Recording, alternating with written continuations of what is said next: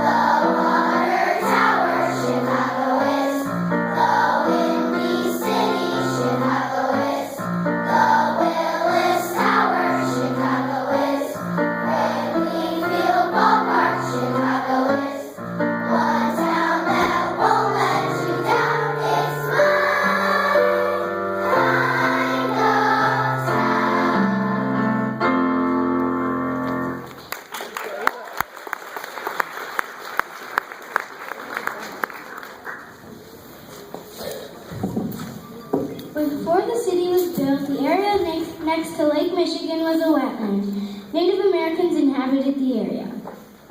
The Potawatomi Indians had a village close to a river they called Chicago. Chicago in Potawatomi means onion swamp.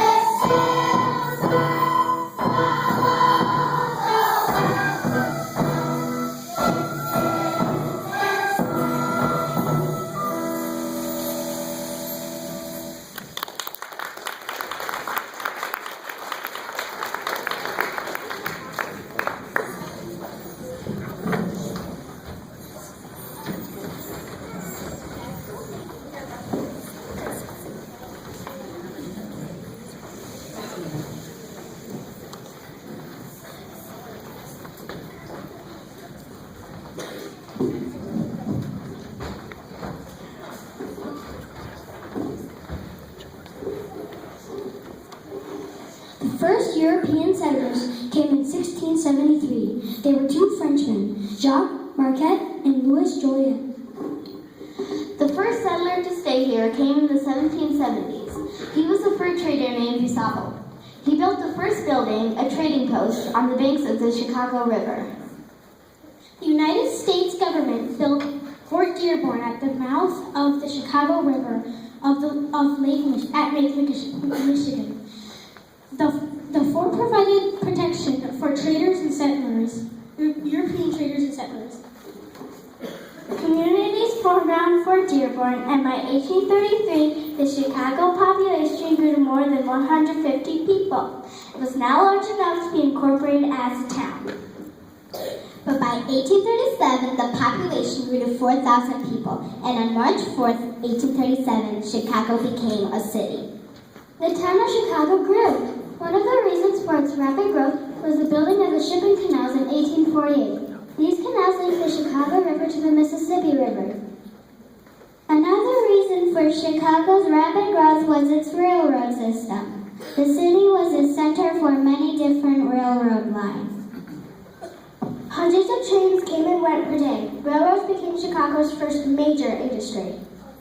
By 1860, Chicago had grown to over 100,000 people. Most of the people lived in wooden homes built very close together. Factories, churches, and businesses were all made of wood.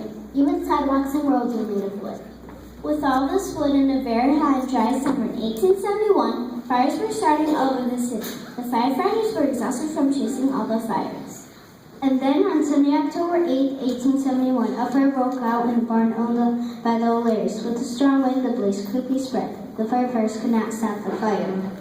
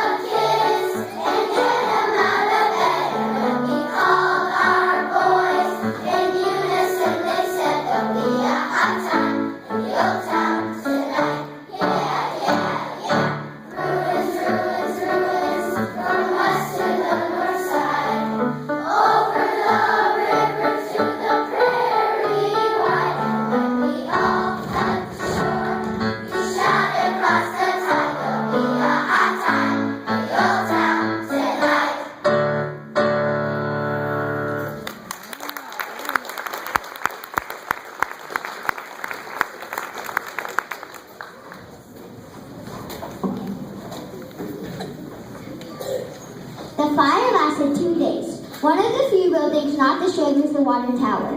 The people of Chicago vowed to rebuild, and rebuild they did. The first skyscraper in the world was built in Chicago and was completed in 1885. It was called the Home Insurance Building. It was 10 stories high. Chicago became a showplace with modern steel-framed skyscrapers. The beautiful parks were laid out, and Chicago bounced back stronger than ever. It was time for Chicago to show off. To help celebrate the 400th anniversary of Christopher Columbus arriving in America, Chicago hosted the Chicago-Columbia Exposition of 1893. Artists and architects came from all over the world to design the fairgrounds. There was also a huge Ferris wheel that could carry 2,000 people. As immigrants entered Chicago, they settled in areas where others from their homeland lived. Immigrants came from various places such as Italy, Poland, China, and Japan. By 1900, Chicago was the second largest city in the United States.